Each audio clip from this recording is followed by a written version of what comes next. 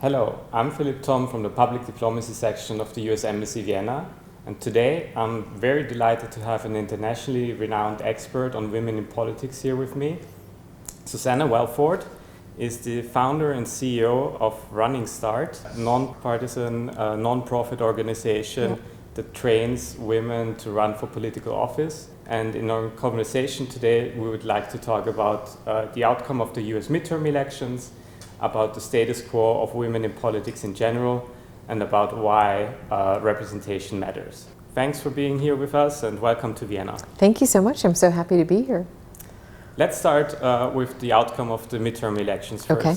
What role did women play in the US midterm elections, both in terms of those who were on the ballot running for political office and the female electorate in general? So this year, as opposed to many other years, we had very little gains of women in political office in Congress. So, and frankly, really across state legislatures and Congress, women had just a very small gain, which really is a difference from the last few decades. So it was.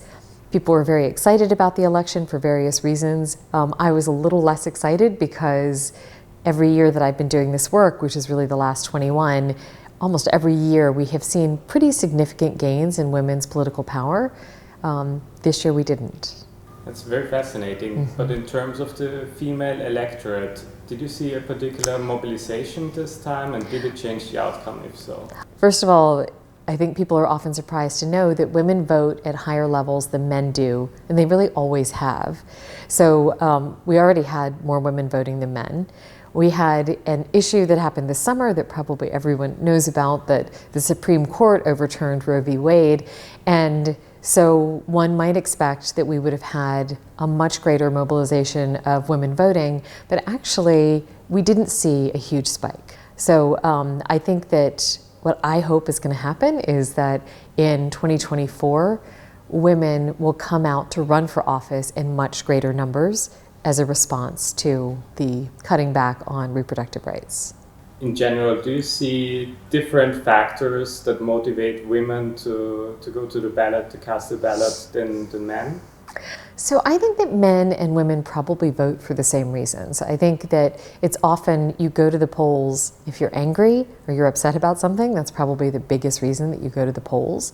But I think that what was very interesting to me about this election was actually the youth vote. So traditionally, young people don't vote. They are a little bit apathetic about politics. But starting in 2018, we saw the youth vote greatly increase. This year it was not quite as big as 2018, but we still saw a large number of young people voting. Although it's interesting to note that while we talk about the fact that the youth vote increased, it's still only 27% of young people actually go and vote. So I hope that this will be a trend and that they will start voting in even higher numbers. Could you provide some context on female participation in politics in general and how it changed over the past few decades? Yeah, so when I started this work back in 1999, there were just a handful of women in Congress. And women have been making steady increases both at the state level and at the federal level. This year we have 30% in the states, state legislatures. We have 28% in the national legislature. And the press often will herald these numbers and say, like this year, we went from 9 governors, female governors, to 12 female governors. And there were big headlines about what a success the election was for women. And it was a success. And it was so exciting because female governors of states have a lot of influence and a lot of power. So I'm very happy that we now have 12, and they are really interesting women, and they have brought some diversity to these positions that we didn't have before. There are 2 LGBTQ governors for the first time. But I would like larger gains because women are over 50% of the population, and yet we are 28% of the legislature, and I don't see any reason that we shouldn't be able to have parity. Fully agree. And I just looked up the statistics for Austria today. Yeah. In Austria, in the national parliament, 39% of the members are women, and among mayors, there's still only 10% of female mayors here in Austria. Yeah, right. So still some work to do on both sides of the Atlantic. Right, but Austria is doing much better than America is in terms of women in the electorate. And Austria has, I think, 40% of the people in national parliament are young, under the age of 45. And that is not the case in America. In American politics, members of Congress tend to be, I think the average age is 59, so not very young.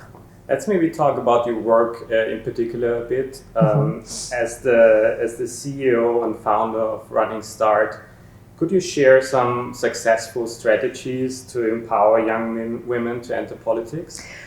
Yes. So I'll tell you what works at Running Start, and I'll get into the details, but first I want to just zoom out and say the number one thing that works that we work with our participants on to encourage women to run for office is to simply tell them that they can run, that there are not enough of them in office, and that if women, and especially young women, get into office, they will be able to make a real difference, not just in politics, not just in rights of women, but a real difference in improving our government and improving our society.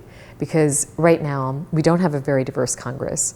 If we are to bring in younger people, women, people of color, LGBTQ people, different people than the people who are leading now, it's going to improve the decision-making power of that body. So I am in favor of getting people who are outside of politics, who've maybe never thought about running for office before, convincing them that they can do it and showing them the path to get there. Yeah, I mean, so in our programs, we emphasize three things. And this is whether you are a 13-year-old high school student, because we start very young, or whether you are a 25 or 30-year-old young professional. So we emphasize confidence. We help them to practice the skills that build confidence.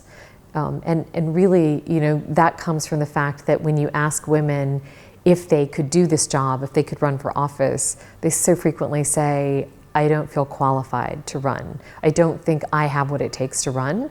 And so what we're doing is making sure everyone who goes through our program knows they are qualified, they do have what it takes to run, because there's no formula. There's no magic credential that men have that they don't have. So we need to explain that to them so that we can build up their confidence. The second thing is we work on capabilities. In order to be a leader in any sphere, you need to know how to do messaging, how to be an effective networker, how to do public speaking, how to speak to the press. I mean, these are basic leadership skills. And I didn't learn these skills until late in life, in my 30s. And I'm such a believer that the earlier you're exposed to a skill, the better you're going to be at it. The stronger you're going to become in that skill, because you're not as afraid of it. You've done it. And so with our young women, even the very young ones, we'll put them in front of a camera and we will make them do mock interviews. We'll bring them to networking receptions and give them business cards and make them practice networking with real professional people. And I know that learning those skills, practicing those skills, increases their confidence tremendously and sets them on that path of not shutting down a door because they're afraid of doing something. And then the third thing that we do to prepare them, so a lot of the women who come into our programs, they're not the women who come from supportive backgrounds or backgrounds where there's a lot of money or resources. They frequently are coming from communities where they see problems firsthand, and they see that nobody is working on these problems, nobody is helping to solve these problems. And so they come to Running Start to try to gain that power so that they can be the problem solvers and help make a difference. But it's very hard to solve a problem if you don't have connections to power. And so what we do is we bring in, we collect amazing, powerful people in all different fields, and we bring them in to network with the women, to mentor the women so that they will have connections to power. And that is one of the very best things that we do, is this connecting to power, because you need a huge amount of support and you need a huge network in order to actually, accomplish changes in policy or to do something as audacious as running for office. Did you see some particular impact already of your programs, some success stories from participants of your programs? So we have been around for 16 years, and we've trained 25,000 young women all around the United States, and some international women as well. And we have seen a number of our women run for office, including for Congress. And we've only had one woman elected to Congress, but we're so proud of her. Her name is Lauren Underwood, and she's from Illinois. And she was the youngest Black woman elected from Illinois, and she was a nurse before she decided to run for office, which is great because that's not a traditional path to politics. And yet, she won, and she ran because she saw issues as a nurse that she wanted to fix. So we have lots of women who have run for office. We have a lot of women who've won their seats. I'm equally proud, though, of the women who've gone through our programs. They haven't run for office yet, but they have become leaders in their own lives, no matter what they're doing. So the Running Start women are the type of women that when they get a job, they'll negotiate their salary. They will ask for a promotion. They will advocate for somebody else who they think is not being treated fairly. And I know this because we have done extensive polling of our participants, and they are leaders in all areas of their life. And that's one of the things I'm the most proud of, because we are able to activate their power, sort of unveil their power so that they can not only be powerful people themselves, but they can help bring power to other people. Very impressive. Yeah, it's exciting, yeah. Susanna Welford, thank you for your time and thank you for the interview. Thank you.